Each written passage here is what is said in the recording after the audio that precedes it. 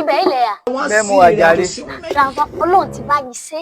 Ẹ ti dolówó, ẹ ti di mílíọ̀nìà. Èyí mi o. Grandpa, àwọn ẹ̀ jẹ́ 50 million. 50 million. Àbí líǹkì yẹn sẹ́ndì sí mi ní WhatsApp lánàá. Yẹn wí kí n kílíkì. Yóò bí rè.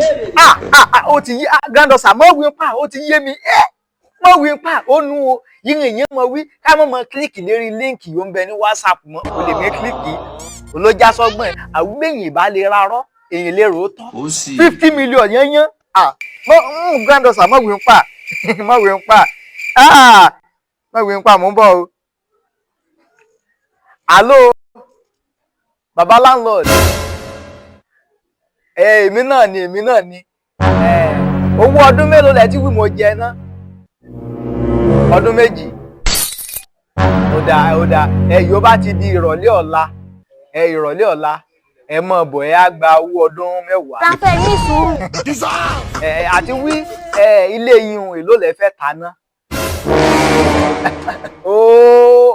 Ó dà yóò bá ti di ọ̀la. Yóò bá ti di ìrọ̀lẹ́ ọ̀lẹ́ sàmọ́ bọ̀ a mọ̀ sọ̀rọ̀ nípa rẹ̀ grandọ̀sà mọ̀ wọ́ọ̀rì títí ẹ̀ alẹ́ ti fẹ́ pé àwọn mọ̀ wọ́ọ̀rì.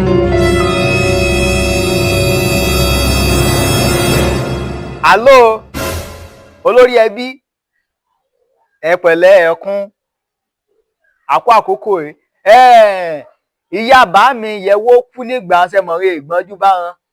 Ó ti tọ́dún mélòó báyìí wọ́n ti kú. Mọ̀ gbọ́n àbí ó ti ọjọ́ náà pẹ́.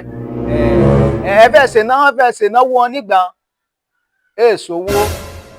Ó dà. Yìí mo fẹ́ wí sí yín ni wí sí gbogbo ilé pátápátá gbogbo fámìlì. Wí èégbé mo fẹ́ yí ẹ̀yìn òkú wọn padà. Ṣé ọ̀ka ni ẹni? Màálù mẹ́wàá ẹ̀sà tó. 70 years old. Olórí ẹbí ìyá ti bá yín lára mú ti yín. Olówó ló ń sọ̀rọ̀ yìí. Ó dà yóò bá ti di ìrọ̀lẹ́ ọ̀la kí gbogbo fámìlì máa bọ̀. Sọ́ọ̀kì yẹn olórí ẹbí mọ̀ yóò ṣẹlẹ̀ yóò bá ti di ọ̀la fún gbogbo yín pátápátá ní 1 million. Grandọ̀sà àti dolówó sọ̀rí bọ́ọ̀sì àìbówó bá dé èrì wí mo kó bá ń sàbí 6 yóò mọ̀ gáìdì ẹ lọ sùkúù. Grandpa, àlá ni mo lá. Èyí ni grandọ̀sà. Àlá ni àtàná ni mo ti lá àmọ́ èrí bí wí sí mi ló jẹ́ kí wọ́n fẹ́ wí sí mi lóòrọ̀ yìí. Mọ prank sọ̀fẹ́ mọ prank mi ni. Ó sì. Ìwọ làlá nínú gbogbo rẹ̀.